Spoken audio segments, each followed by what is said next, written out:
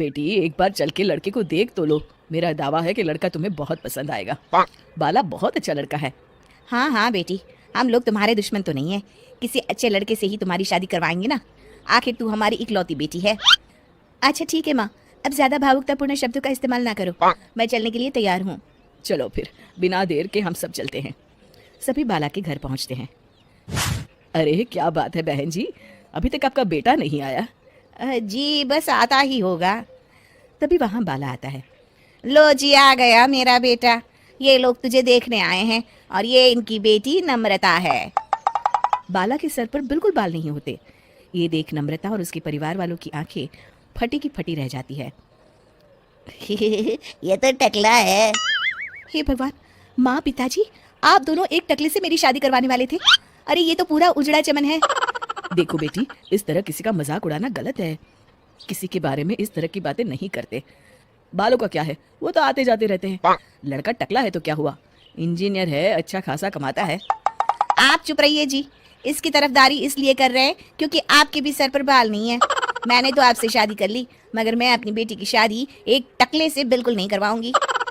अरे ये क्या, कब से आप लोगों ने टकला टकला लगा रखा है? और माफ करना, तुम भी कोई हूर की परी नहीं हो। तुम लोग मेरे घर में आकर मेरी ही बेइज्जती कर रहे हो। निकल जाओ यहाँ से।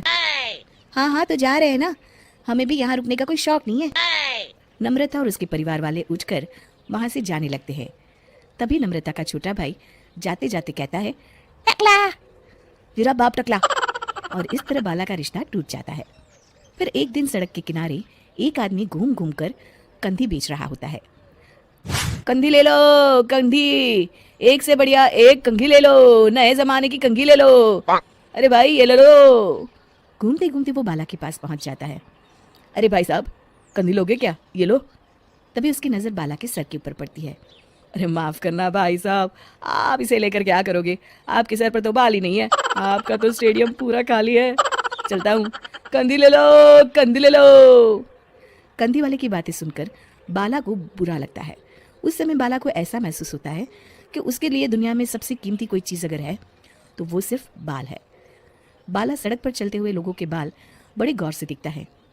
चलते चलते बाला एक मंदिर के पास पहुंच जाता है। हे भगवान, तुमने ये मेरे साथ क्या किया? थोड़े से बाल अगर मुझे दे देते तो तुम्हारा क्या चला जाता? सारी दुनिया मेरा मजाक उड़ाती है। अरे भाई, आज पहला इंसान देख रहा हूँ जो मंदिर आकर भगवान से अपने लिए बाल मांग रहा है। बेटा, भगवान ने तुम्हें सब कुछ तो दिया है, अच्छी सेहत है, अच्छी नौकरी है, लगता है तुम्हारी तबीयत ठीक नहीं है। घर जाओ, सब ठीक हो जाएगा। बाला वहां से चला जाता है। घर पहुंचकर बाला खाना खाता है और अपने कमरे में सोने के लिए चला जाता है। फिर सुबह जब बाला सोकर उठता है तो आईने के सामने अपने आप को देखकर हैरान हो जाता है। बाला के सर पर एकदम घने बाल आ जाते हैं। बाला खुशी से झूम उठता है। अरे ये तो चमत्कार हो गया, मेरे सर पर बाल आ गए। लेकिन ये हुआ कैसे? दोस्तों, अगर आप इस कहानी का दूसरा भाग देखना चाहते हैं तो हमें कमेंट करके ज़रूर बताएं।